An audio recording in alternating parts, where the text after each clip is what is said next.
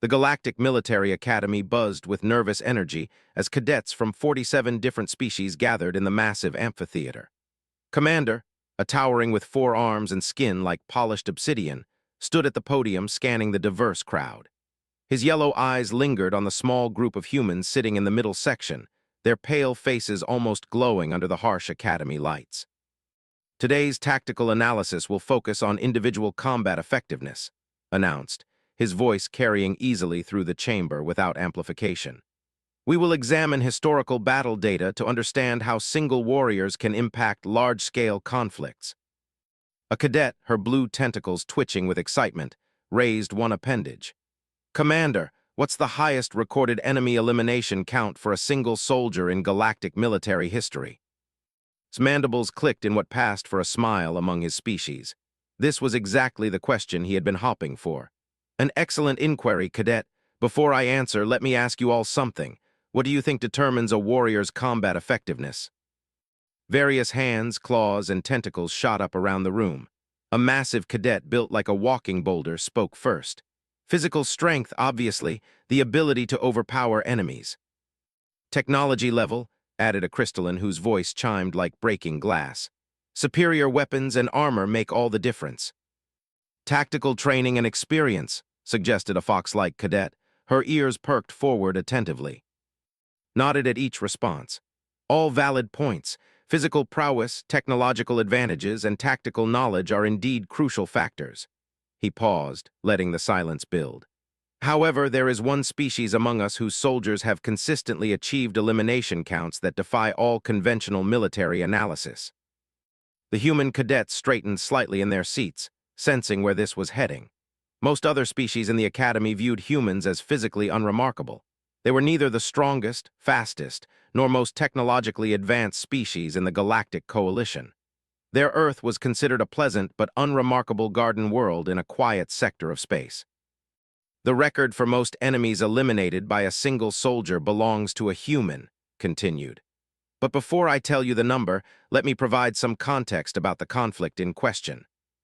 He activated the holographic display, showing a three-dimensional map of the 442 system. 15 years ago, the mining colony of New Hebron came under attack by a massive hive fleet.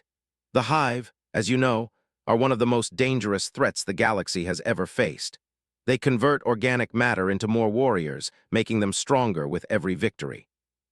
The display zoomed in on a small planet, showing scattered human settlements connected by thin supply lines. New Hebron had a population of 12,000 civilians. The planetary defense force consisted of only 200 soldiers equipped with standard coalition weapons. When the hive arrived, they brought 14,000 warriors in the first wave alone. A nervous murmur rippled through the amphitheater. Everyone knew those odds meant certain death for the defenders. The human commanding officer, Colonel Sarah Martinez, made the decision to evacuate the civilians while her soldiers bought them time.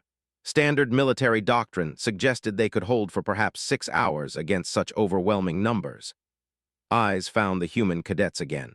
The evacuation ships needed 36 hours to reach the planet and extract the population. The hologram shifted, showing tactical positions across the colony's main settlement. For 35 hours and 17 minutes, those 200 human soldiers held their ground. They used every trick, every advantage they could find. They collapsed tunnels, rigged explosions, turned the colonists' farming equipment into weapons. But gradually, inevitably, their numbers dwindled.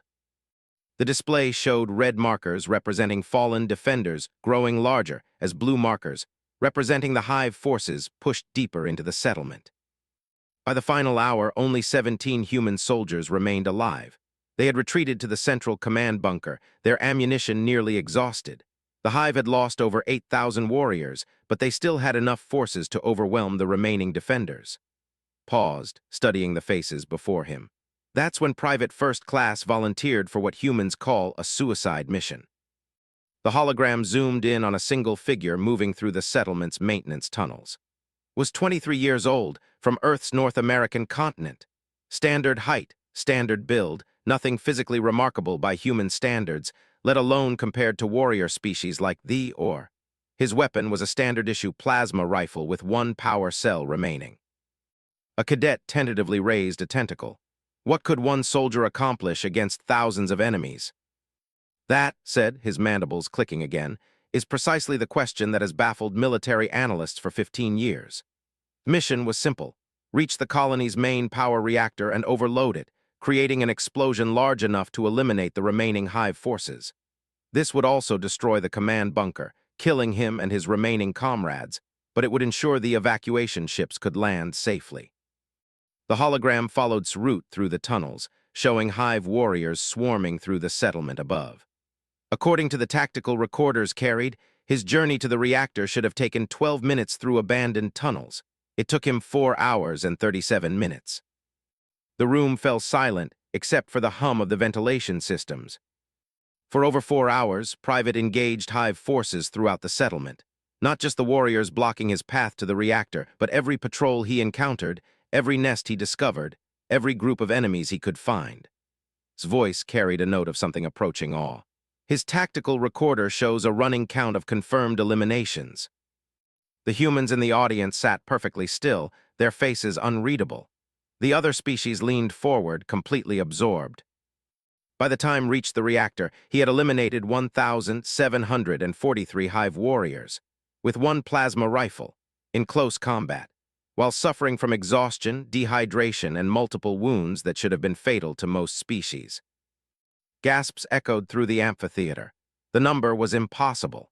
Even the most elite warriors from the most physically powerful species rarely achieved elimination, counts above 50 in single engagements. But that's not the end of the story, continued.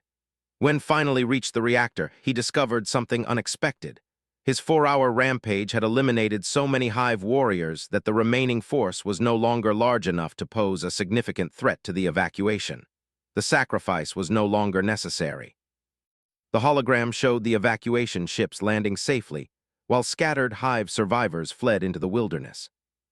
Completed his mission anyway, not to save the colonists, who were already safe, but to ensure the hive could never use New Hebron as a staging ground for future attacks.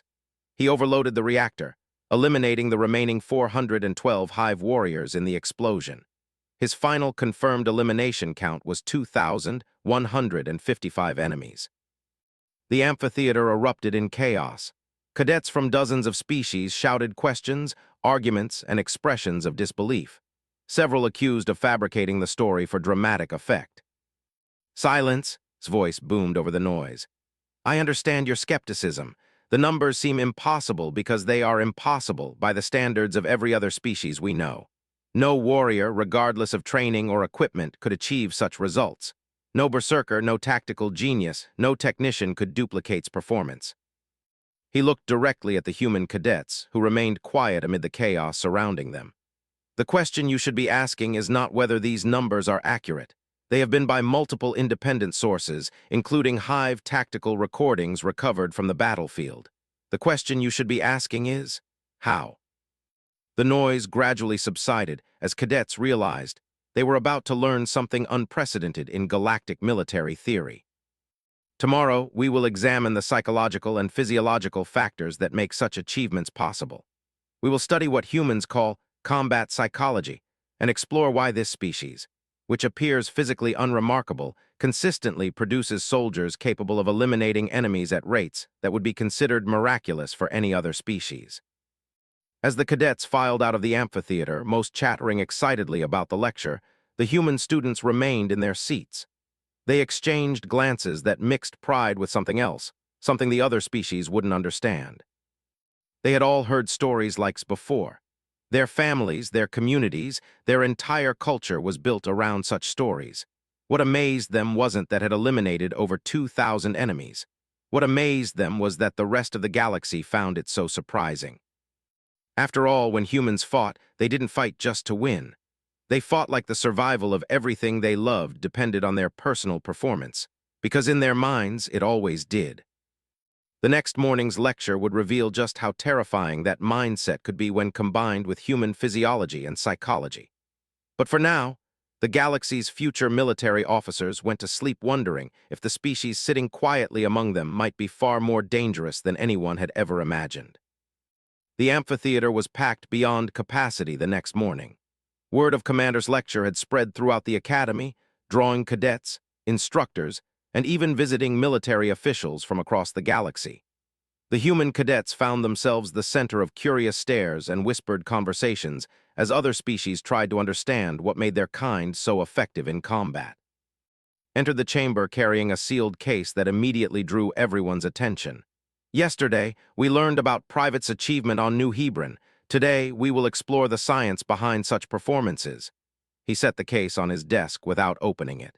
But first, I want to address the skepticism many of you expressed. An instructor commander stood from the faculty section. His massive frame dwarfed even.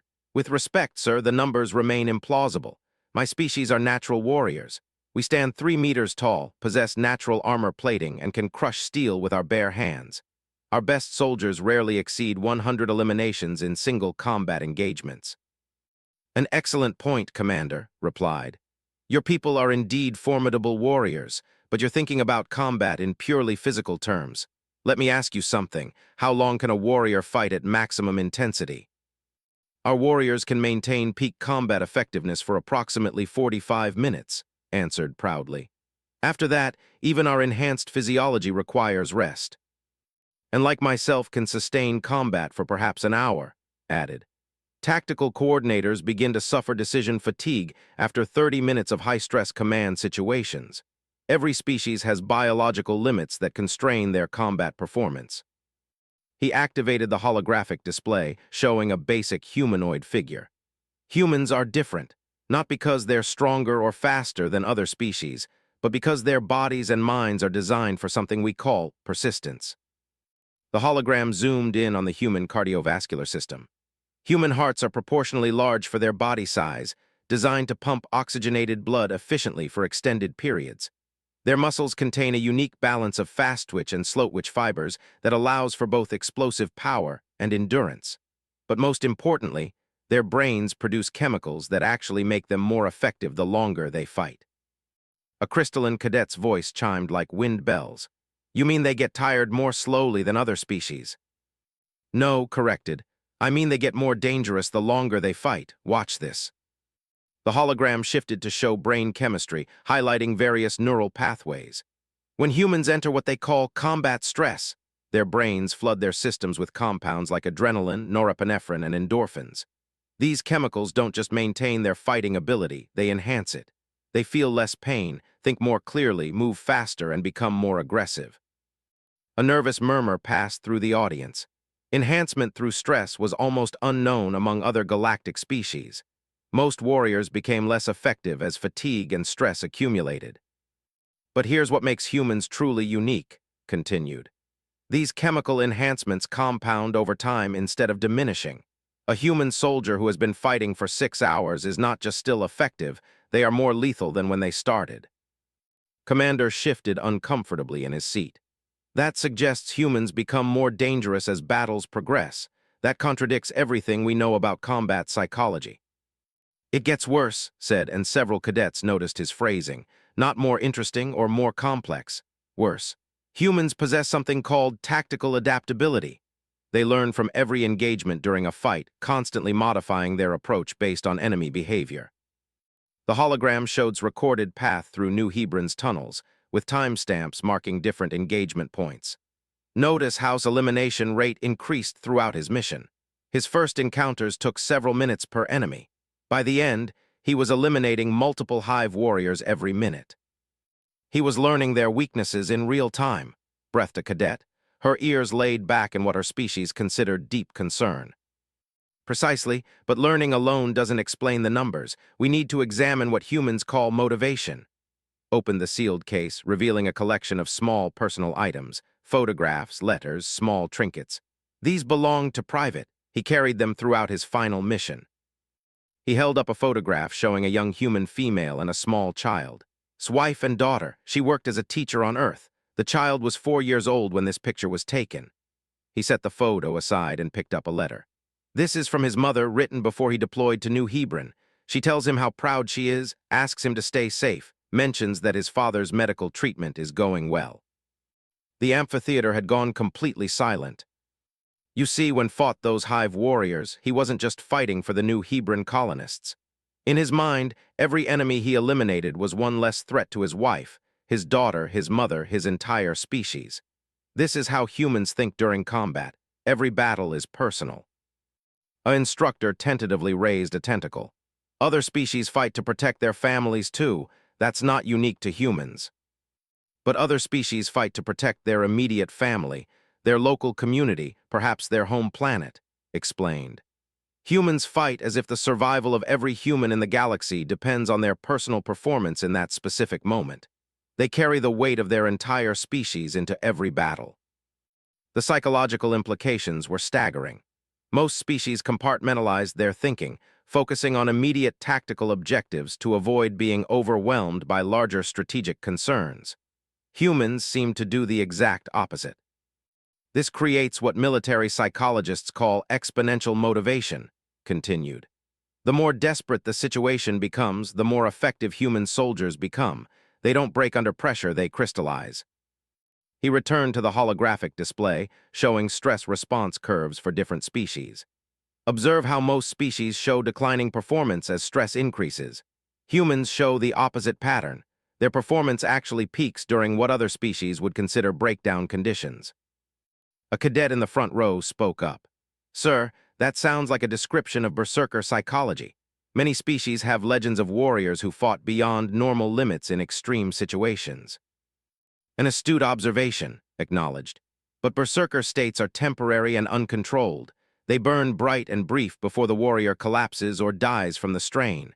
Human combat effectiveness is controlled, sustained, and renewable, fought for over 4 hours at peak efficiency. A berserker state would have lasted minutes. The hologram shifted to show comparative data from other famous human military actions. Its performance, while exceptional, is not unique among human soldiers. During the station siege, Sergeant Lisa held alone for 14 hours, eliminating over 800 enemy soldiers. On 438B, Corporal James Wright eliminated an entire battalion of automated war machines with improvised weapons and tactics. Each example drew gasps from the audience, the numbers consistently conventional military wisdom. The pattern repeats across human military history, explained. Individual human soldiers regularly achieve elimination counts that would require entire squads of warriors from other species. They don't just fight harder than other species, they fight smarter, longer, and with complete disregard for their own survival when they believe something important is at stake. Commander stood again, his massive frame tense with what might have been fear. Commander, you're describing humans as if they're natural weapons rather than people. I'm describing humans as they actually are, replied quietly. We've spent decades thinking of them as one of the more peaceful species in the coalition because they prefer diplomacy and trade to conquest, but we've misunderstood what that preference means. He gestured toward the human cadets, who had remained silent throughout the lecture. Humans don't avoid conflict because they're weak. They avoid conflict because they understand exactly how devastating they can be when they choose to fight. They've seen what they're capable of, and it scares them. The human cadets exchanged glances again, and this time other species in the room recognized the expression they shared. It wasn't pride or embarrassment.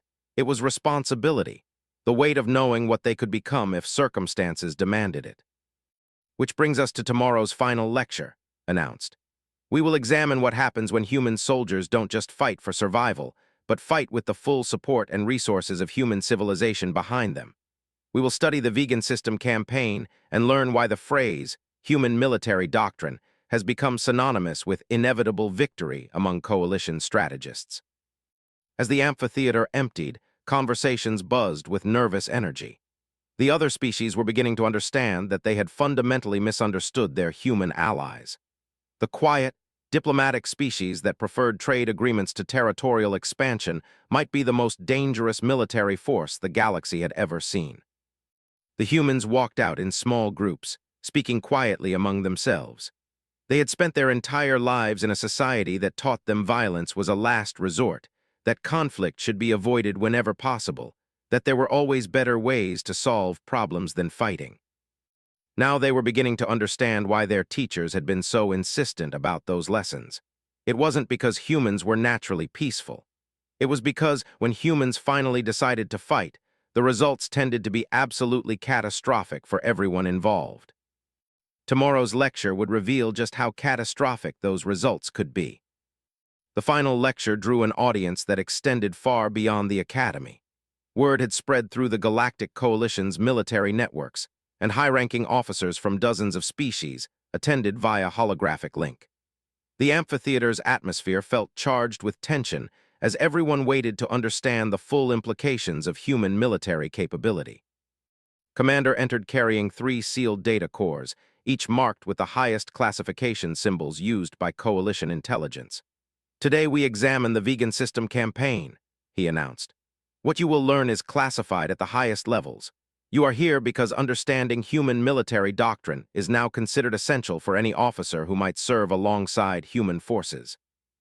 The holographic display activated, showing a star system with 7 planets, 3 of which showed signs of massive industrial development. The vegan system was the technological heart of the Hegemony Empire. When the Hegemony declared war on the Coalition 3 years ago, they controlled 47 star systems and commanded a military force of over 12 million soldiers. Murmurs rippled through the audience. The Hegemony had been the largest military threat the Coalition had ever faced, with technology and numbers that significantly outmatched Coalition forces. The Hegemony's opening strike eliminated 17 Coalition defense fleets in coordinated surprise attacks. Their follow-up campaigns conquered 14 Coalition systems in the first 6 months of the war. Coalition Command estimated we would need at least 5 years to build sufficient forces for a counterattack, assuming we could prevent further Hegemony expansion. Paused, his yellow eyes scanning the crowd. The human government requested permission to conduct what they called a limited intervention.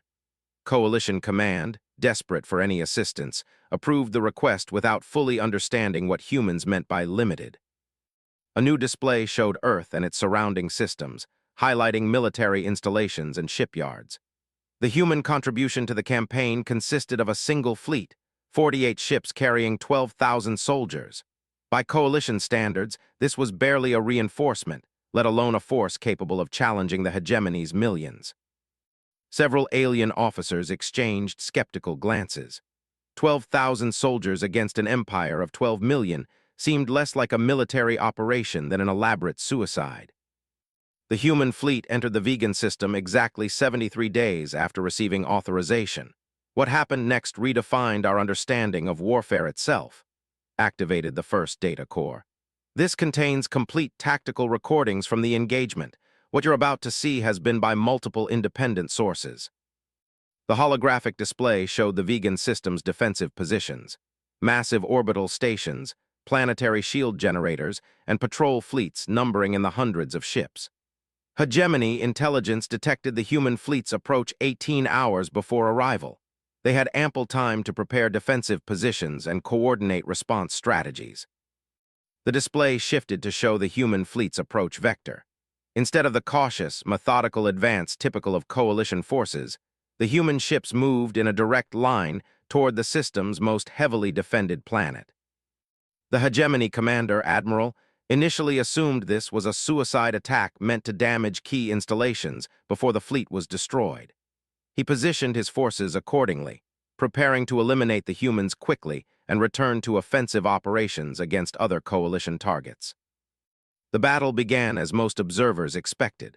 The human fleet charged directly into a crossfire from 3 orbital defense platforms and a patrol fleet of 87 Hegemony ships. For the first 20 minutes, it seemed like the humans were simply dying faster than any military force had ever died before. But then something unprecedented happened, continued. Instead of retreating or attempting to minimize losses, the human ships began coordinating in ways we had never observed. Watch carefully.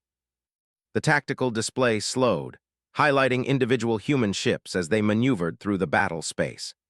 Rather than trying to avoid enemy fire, they began deliberately drawing attacks towards specific positions, while other ships moved into flanking positions that should have been impossible to achieve. The humans were using their own ships as bait, breathed a commander, her tentacles writhing in distress. More than that, corrected. They were treating their entire fleet as a single weapon system. Every ship that was destroyed served a specific tactical purpose. Every loss created an opportunity for the remaining ships to exploit. The battle's progression was unlike anything in recorded galactic history. As human ships were eliminated, the remaining vessels didn't become less effective. They became more focused, more coordinated, more dangerous. Each loss seemed to make the survivors fight with increased intensity. After 47 minutes of combat, the human fleet had been reduced to 12 ships. The hegemony forces had lost 23 vessels, but still maintained overwhelming numerical superiority, highlighted the surviving human ships on the display. This is when Admiral Martinez issued what has become known as the Implementation Order. Implementation of what? Asked a colonel. Phase 2 of human military doctrine, replied. Orbital insertion of ground forces. The display showed the 12 surviving human ships suddenly accelerating toward the planet's surface, their hulls glowing from atmospheric entry friction. Rather than landing at designated zones, they crashed directly into major hegemony military installations, using their ships as kinetic weapons while deploying soldiers in the moments before impact. 12,000 human soldiers landed on a planet defended by over 2 million hegemony troops, stated. What followed was 18 hours of ground combat that eliminated the hegemony's ability to continue the war. The ground battle recordings were even more disturbing than the space engagement. Human soldiers didn't fight like any species the galaxy had seen before. They moved in perfect coordination, adapting to enemy tactics faster than the hegemony could respond, and demonstrating the same increasing effectiveness under stress that Private had shown on New Hebron. The humans didn't just defeat the hegemony forces, explained. They systematically eliminated every military installation, every command center, every communications array, and every industrial facility capable of producing weapons. They turned the technological heart of the hegemony empire into a collection of smoking ruins in less than one planetary rotation. The casualty figures appeared on the display. Hegemony military losses exceeded 1,800,000 soldiers. Human losses totaled 4,732. But the most significant aspect of the campaign wasn't the battle itself, continued. It was what the humans did afterward. The display showed human ships arriving in the aftermath, carrying medical supplies, construction equipment, and civilian aid workers. Rather than occupying the conquered territory, the humans immediately began rebuilding what they had destroyed. They provided medical care to wounded hegemony soldiers, helped evacuate civilians from damaged areas, and began constructing new infrastructure to replace what had been eliminated during the battle. A stunned silence filled the amphitheater. The concept of rebuilding an enemy's infrastructure immediately after defeating them was unknown in galactic warfare. The surviving hegemony leadership surrendered unconditionally 72 hours after the battle ended, not because they feared further human attacks, but because they realized the humans were capable of destroying their entire civilization and then rebuilding it better than it had been before. Deactivated the display. The war ended with a single battle. Commander slowly stood from his seat, his massive frame trembling slightly. Commander, you're describing a species that doesn't just win wars, they redefine the concept of conflict itself. That's exactly what I'm describing, confirmed. Human military doctrine operates on principles that other species find incomprehensible. They fight with complete commitment while simultaneously planning for the post-conflict reconstruction of their enemies. They treat warfare as a temporary interruption of civilization rather than an end in itself. An admiral spoke from one of the holographic links. What you're saying suggests that humans view war differently than every other species we know. Humans don't view war as a contest between civilizations, explained. They view it as a medical procedure, something unpleasant but necessary to remove a threat to galactic peace. They fight to eliminate the enemy's ability to continue fighting, then immediately begin healing the damage caused by the conflict. The implications were staggering. Most species fought for territory, resources, or political advantage. Humans fought to end fighting. This brings us to the question that has kept coalition strategists awake for 3 years, said. If 12,000 human soldiers can eliminate an empire of 12 million in 18 hours, what would happen if humans ever decided to fight at full capacity? The holographic display showed Earth's population statistics. 8 billion humans, with millions serving in various military roles throughout coalition space. Earth's current military consists of approximately 15 million active soldiers and 90 million reserves. Their industrial capacity can produce equipment and supplies at rates that exceed the combined output of 47 other coalition worlds. Let those numbers sink in. But more importantly, every human civilian is trained in basic military skills as part of their education system. A voice chimed with barely controlled panic. You're saying the entire human population is potentially a military force. I'm saying that if humans ever decided to fight a total war instead of the limited interventions we've observed, they could field a military force of 8 billion soldiers, all trained to the standards that produced soldiers like Private and the vegan system veterans. The amphitheater erupted in chaos as the full implications became clear. And species that treated 12,000 soldiers as a limited intervention and routinely produced individual warriors capable of eliminating thousands of enemies could theoretically field the largest and most effective military force in galactic history. Silence, commanded. This is why understanding human military doctrine is critical for every coalition officer, not because we might fight against humans, but because we need to understand our allies. He gestured toward the human cadets, who had remained quiet throughout all 3 lectures. These students represent the future officers of the most powerful military force the galaxy has ever known. They have been raised in a culture that views warfare as a last resort, taught that violence should be avoided whenever possible, and trained to rebuild rather than conquer. The human cadets stood as one, their faces reflecting the weight of what had been revealed about their people. The question that should concern every strategic planner in the coalition is not, how many enemies can one human soldier defeat, concluded. The question is, what would it take to make humanity believe that total war was necessary? Because if that day ever comes, the galaxy will learn what 8 billion human soldiers fighting at full capacity can accomplish. As the amphitheater emptied, conversations were subdued and thoughtful. Military officers from dozens of species were recalculating their understanding of galactic power balances and strategic relationships. The human cadets walked out together, speaking in quiet voices about the responsibility they carried as representatives of their species. They had always known humans were effective soldiers, but they had never understood how terrifying that effectiveness appeared to other species. Over the following weeks, requests for human military advisors increased dramatically throughout the coalition, not because anyone wanted to fight against human forces, but because everyone wanted to learn from them. The Academy fell silent whenever the topic of human military doctrine arose in subsequent lectures. Everyone had learned the answer to the question, how many can one human soldier defeat? The answer was simple, as many as necessary. The real question, the one that kept alien strategists awake at night, was whether humanity would ever decide it was necessary to find out exactly what that number might be. Because if they ever did, the galaxy would never be the same again. And somewhere in the quiet of space, 8 billion humans continued their daily lives, most of them completely unaware that their very existence had become the foundation of galactic peace. After all, no one wanted to find out what would happen if humanity ever stopped being diplomatic and started being human.